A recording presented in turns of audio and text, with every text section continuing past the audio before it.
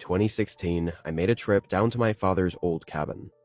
It was 6 hours away in the woods outside of the hometown he grew up in, which was no longer even a town.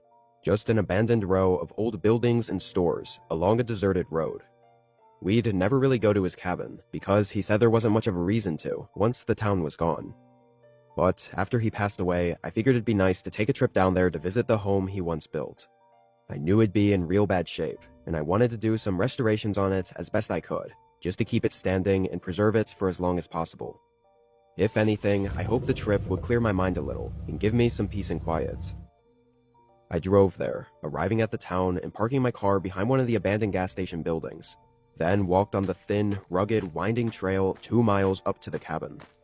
I had all my backpacking gear, and brought along the tools I'd need for the job. There was a part of me that knew it might have toppled already, so I was prepared to camp the night in a tent if I had to. Luckily, after making the long trek through the woods though, I found the cabin still standing. It was in a small clearing in the trees, just a basic rectangular log cabin with vines and greenery growing up the outer walls. When I walked in, I noticed there were no locks on the door, and found the interior to be in pretty awful shape. Trash scattered everywhere, and a musty, unpleasant smell filling the room. It was clear that at some point someone realized this place wasn't in use, and probably had stayed here, maybe for a while, although it seemed it wasn't recent. No signs of anything being there for a couple years or so. I moved what I could into the corner of the room, making a flat space to put my stuff, and with the sun already setting, I unrolled my sleeping bag and just settled in. I should mention, although I didn't hear or see anything that night, I couldn't sleep for any longer than 30 minutes at a time before waking up with a strange, disturbing feeling. It made for a really bad night. I got up at sunrise, groggy and wondering if this whole trip was a mistake. I used my little camping stove to brew up a coffee, then took a walk through the woods to clear my head. It was still kind of dark, the sun only barely peeking out through the trees. A little ways in, I found an overlook, sort of a hill where I could see above the tree line. Thought it'd be a great place to watch the sunrise, but I found something else. I could see the abandoned town from up there. It was very far away, but there was a light. Looked like it was from a window in one of the buildings. I couldn't tell from that distance if it was from a house or a store, and it turned off suddenly a minute later. It made me worry a bit about my car, but mostly I was just surprised anyone else was around here. Likely, it was just some urban explorers checking out the town, and nothing to worry about, although it was a really big coincidence. I sat on the hill for an hour watching the sun come up, then walked back through the woods to start working on the cabin. First thing was to reseal and clean up the outside. I will say though, the whole time I was out there working, I kept getting that feeling, the one I had during the night. Every time I looked back at the woods, this eerie sense loomed over me.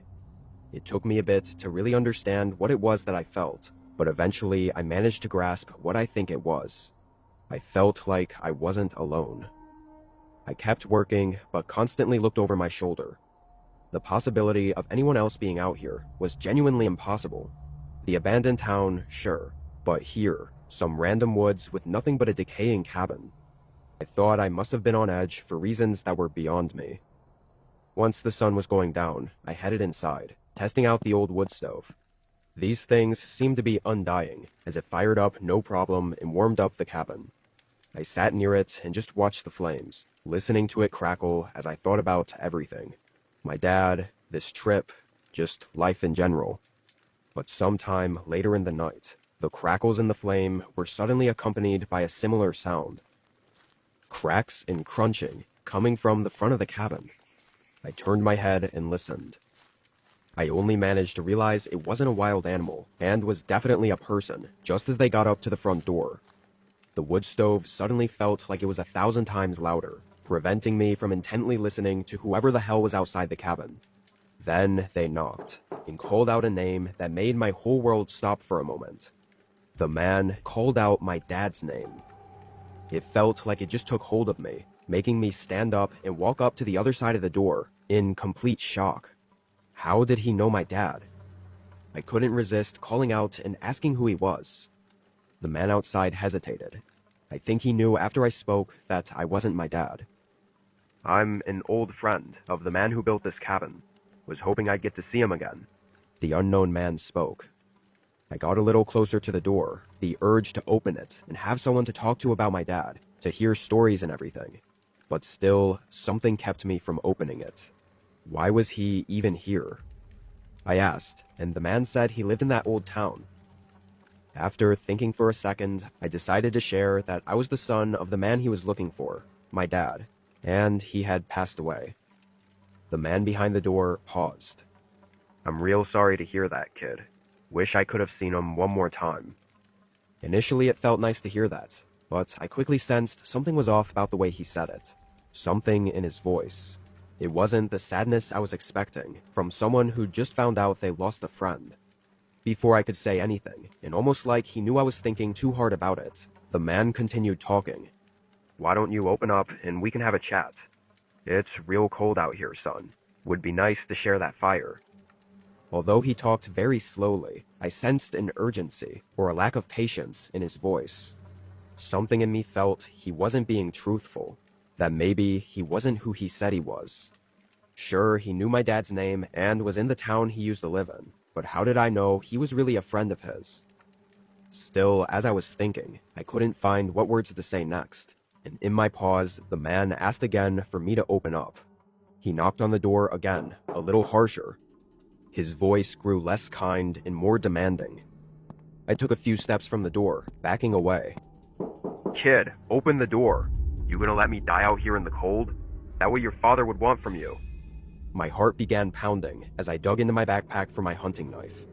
The man continued hitting the door and yelling subtle threats, discarding the fake identity of being a kind, harmless friend. This went on for much longer than I could keep track of. It felt like it never ended, some continuous nightmare.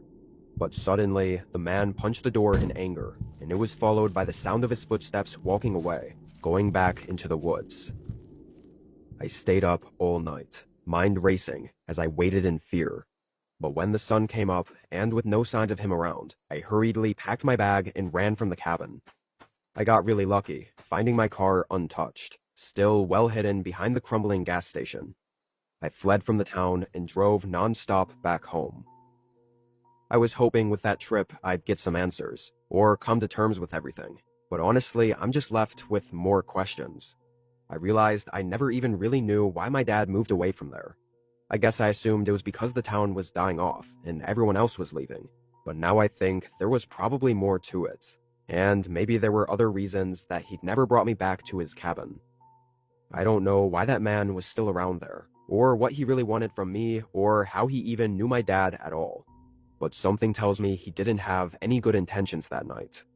Had I let my emotions get the better of me and opened the door to invite him in, I genuinely don't think I ever would have made it out of that town.